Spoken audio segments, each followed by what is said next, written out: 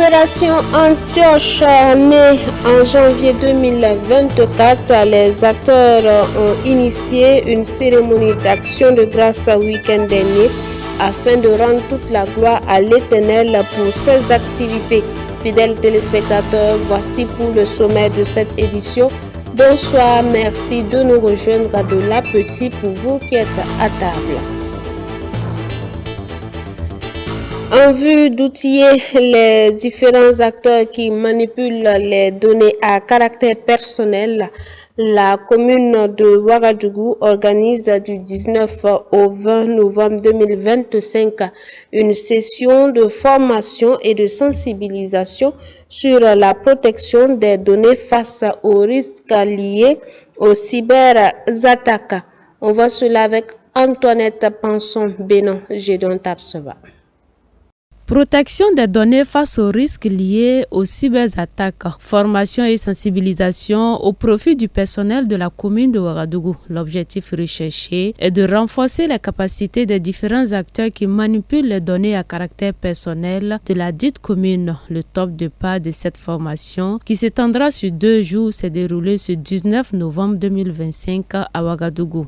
La commune de Ouagadougou, à l'instar en tout cas des autres institutions, manipule à longueur des données personnelles, des données à caractère personnel et également des données de certaines institutions. Donc ces données ont besoin d'être protégées dans un contexte où en tout cas l'informatique et les nouvelles technologies ont pion sur rue. Aujourd'hui, cette formation qui aura lieu aujourd'hui demain par l'apport de notre promoteur cybersécurité, Center, viendra renforcer certes les capacités des différents acteurs de la commune de Ouagadougou qui gèrent des données personnelles et des données en tout cas des institutions. Donc nous pouvons dire qu'il y aura une plus-value si les participants en tout cas sont assidus et posent les questions qu'il faut et partagent aussi les expériences avec les autres. Nos attentes, c'est qu'à la fin de cette formation, que les participants puissent aussi mettre en tout cas en exerce ce qu'ils auront appris et aussi être des ambassadeurs du contenu de cette formation à l'endroit de ceux qui n'ont pas pu l'être. Et aussi, nous souhaiterions que si nous allons faire l'évaluation et qu'il y a une plus-value, qu'on puisse rééditer cette formation et même l'étaler en tout cas à d'autres structures de la commune de Ouagadougou. Au cours de cette formation, les participants devront participer à un diagnostic des menaces auxquelles la commune de Ouagadougou fait face et par la suite élaborer un programme de solutions, a souligné le formateur des différents modules qui seront enseignés. Il y aura une sensibilisation sur les méthodologies couramment utilisées par les cybercriminels pour atteindre leurs cibles. Vous êtes sans ignorer qu'au sein des institutions, le maillon le plus faible demeure toujours l'humain.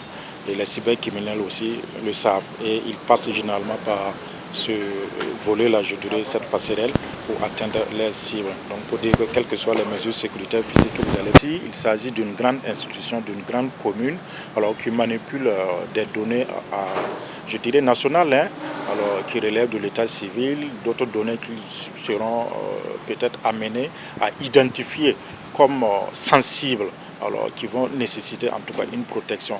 Dans d'autres structures, nous allons aller trouver aussi qu'ils manipulent des données aussi qui sont très très sensibles, alors qui peuvent être exploitées par des adversaires aussi bien nationaux, je dirais, ou internationaux, qui pourraient porter en tout cas des préjudices assez dédommageables.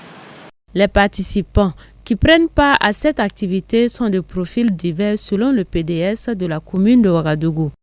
Les participants que vous avez aujourd'hui ici, ce sont la plupart ceux qui manipulent les données personnelles, ceux qui qui sont au niveau de l'état civil, parce que l'état civil, vous savez que tout se passe par là-bas. L'acte de naissance qui est le premier document de l'individu, on peut facilement tomber de travers en divulguant des informations sur l'acte de naissance de quelqu'un. Vous avez également la police municipale qui est aussi au cœur des événements ou des actions où on manipule des données à caractère personnel ou des données des institutions. Tout cela, c'est pour garantir la confidentialité des données que vous manipulez. Parce qu'on peut le faire à dessein ou inconsciemment en divulguant des données de quelqu'un, d'une personne ou d'une institution. et ça va porter un coup dur sur la personne ou sur l'institution. Donc aujourd'hui, nous pouvons dire que merci à cette société qui nous fait cet honneur, parce qu'à la sortie, les gens doivent être capables de faire la part des choses entre ce qui peut être porté à la connaissance du public et ce qui ne doit pas l'être. Security Pro Center, qui donne cette formation sur la protection des données à caractère personnel, est une entreprise de sécurité privée chargée d'études de projets sécuritaires, de consultation, de formation professionnelle et d'accompagnement. Et toujours avec Antoinette Bénon, pensons et Gédéon Tapsoba, le ministère de l'Enseignement supérieur, de la Recherche et de l'Innovation a organisé un point de presse ce 18 novembre 2025 à Ouagadougou pour donner des éclaircissements sur les nouvelles dispositions du cahier de charge des institutions privées d'enseignement supérieur au Burkina Faso. Une aubaine de présenter au public burkinabé les innovations majeures de cet arrêté ministériel. On voit cela dans cet élément. Le nouveau dispositif réglementaire ministériel qui encadre désormais la création, l'ouverture, le fonctionnement, l'évaluation et la fermeture des institutions privées d'enseignement supérieur au Burkina Faso a fait l'objet d'une conférence de presse au cours de laquelle des éclaircissements ont été donnés ainsi que les innovations majeures par le ministère de l'Enseignement supérieur, de la Recherche et de l'Innovation dans la matinée du 18 novembre 2025. Conformément aux dispositions de l'article 5 de l'arrêté qui porte donc cahier des charges des IPES, toute IPES doit désormais être une personne morale de droit burkinabé constituée en association ou en société avec un contrôle effectif exercé par des Burkinabés. L'article 14 du cahier des charges indique que toute IPES doit, au moment de son ouverture effective, disposer pour chaque offre de formation d'un minimum de 3 enseignants permanents titulaires d'un doctorat unique ou d'un PhD ou équivalent pour un institut supérieur ou une grande école. 5 doit disposer au minimum de 5 enseignants permanents titulaires d'un doctorat unique, PhD ou équivalent s'il s'agit d'une université. Pour l'ensemble du personnel enseignant, n'ayant pas le statut d'enseignant-chercheur, d'enseignant hospitalo-universitaire ou de chercheur, il faut une autorisation d'enseigner délivrée par le ministère en charge de l'enseignement supérieur. La délivrance donc de cette autorisation est désormais subordonnée à une formation préalable justifiée par la présentation d'un certificat de pédagogie universitaire délivré par une institution d'enseignement supérieur et de recherche, une institution publique. Également, toute IPES doit, dans l'effectif total de ses enseignants, au moins 20% d'enseignants permanents après 10 années académiques de fonctionnement, au moins 50% d'enseignants permanents après 25 années de formation. Qu'en est-il des examens nationaux désormais imposés aux étudiants des institutions privées d'enseignement supérieur? Dans le principe, les diplômes délivrés par les institutions d'enseignement supérieur public sont d'office reconnus par l'État et sont dans certains cas des diplômes d'État. C'est là, on peut voir ça dans le décret 2018-1271. Ce qui n'est pas le cas des diplômes délivrés par les IPES qui doivent encore faire l'objet de reconnaissance par l'État. Il faut mentionner que par cette mesure, l'État permet aux IPES de préparer leurs étudiants pour être présentés à des diplômes délivrés par l'État qui n'auront plus besoin de reconnaissance de l'État. La limitation du nombre des enseignants retraités dans les IPS a été également clarifiée aux hommes des médias. Ils peuvent le faire, mais seulement c'est le quota qu'on a diminué. On ne souhaiterait pas que les IPES ne fonctionnent qu'avec des retraités, alors qu'il y a des jeunes qui demandent à être recrutés. On se dit que la meilleure façon, l'une des façons que les IPES peuvent avoir pour réellement aider l'État, c'est de s'impliquer aussi dans le recrutement des jeunes. Dans la plupart des privés, il fonctionne à quasi 100% avec des enseignants vacataires. Et vous êtes d'accord avec nous qu'un établissement, pour vraiment être fonctionnel, pour vraiment être au top dans la qualité, doit disposer de ses propres enseignants. Sinon, c'est attendre que les gens finissent leur charge de travail dans le public avant de leur venir en appui. Ça va jouer même sur les retards académiques. Mais s'ils pouvaient avoir leurs propres enseignants, pourquoi pas? L'inverse pourrait se produire. Le privé pourrait venir en appui au public. Ces innovations, selon le secrétaire général du ministère de l'Enseignement supérieur, de la Recherche et de l'Innovation, n'enlèvent à rien à l'État burkinabé le droit d'initier ou de participer directement ou indirectement à la création d'IPES dans le cadre des accords et traités internationaux qu'a conclu le pays.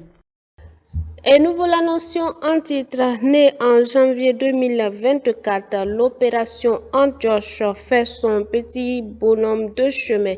L'initiative dont le cheval de bataille est de propager l'évangile de Christ et implanter des églises a déjà fait des réalisations notables depuis sa création. Les acteurs ont donc initié une cérémonie d'action de grâce à l'église des Assemblées de Dieu Philadelphie de Kimpalgo. Toudasida Salam Drogo pour le reportage.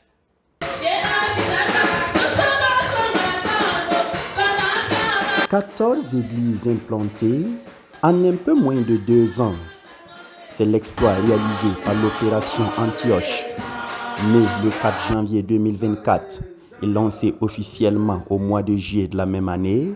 Cette initiative a déjà sillonné plusieurs régions du Burkina pour annoncer la bonne nouvelle et gagner des âmes pour le royaume. Ces résultats probants engrangés sont donc l'objet de la présente cérémonie d'action de grâce ce samedi 15 novembre 2025 à l'église des Assemblées de Dieu Philadelphie de Kimpalgo. C'est un moment impératif, c'est-à-dire qu'il fallait vraiment le faire. Parce qu'au bout d'un an et quelques mois, pouvoir implanter 14 églises, nous savons que cela ne vient pas de nos propres efforts. Et nous savons que c'est une vision ou une sagesse qui nous vient vraiment du Seigneur.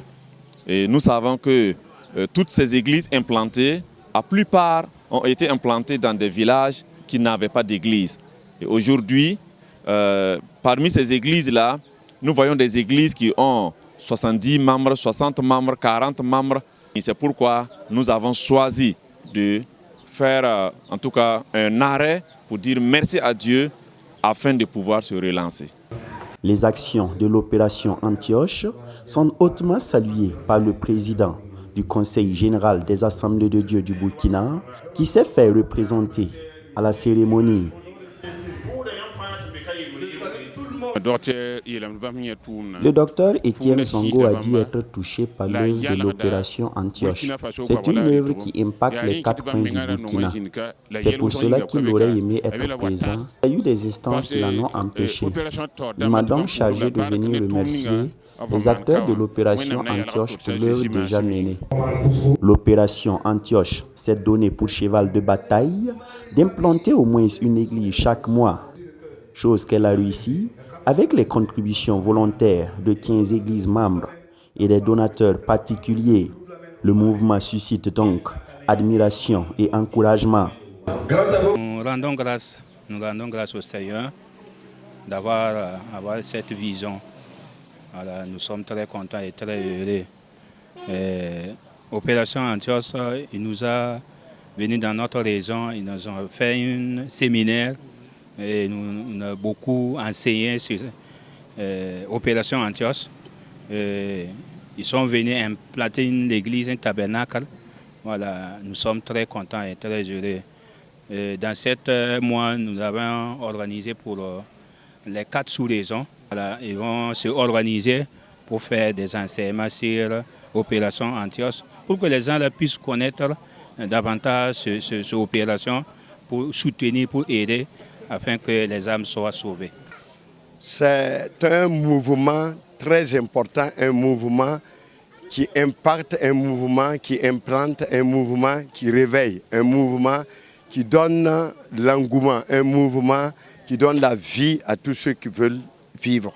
Mon message pour eux, c'est de les encourager à continuer, à persévérer, certainement dans toute activité humaine. Bon, ça c'est spirituel, mais je me dis que c'est des hommes qui travaillent. Il y a parfois des empêchements, des petites erreurs. Alors je les appelle à continuer, quelles que soient les difficultés ou les erreurs qu'ils vont rencontrer. Et je suis prêt à les accompagner, à être présent. Au nombre des ambitions et des perspectives, l'opération entend intensifier les campagnes d'évangélisation et les implantations des églises pour contribuer de manière notable à l'agrandissement du royaume.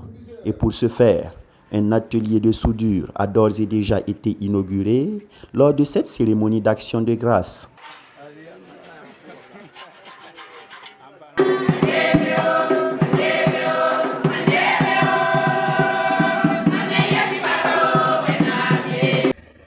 Et voilà qui met fin à cette édition. Vous nous avez reçus depuis Banfora. Bonsoir à vous, demeurez bénis en Christ Jésus. Bado Bafo a réalisé cette édition. Rendez-vous demain à la même heure. Dieu vous l'aime.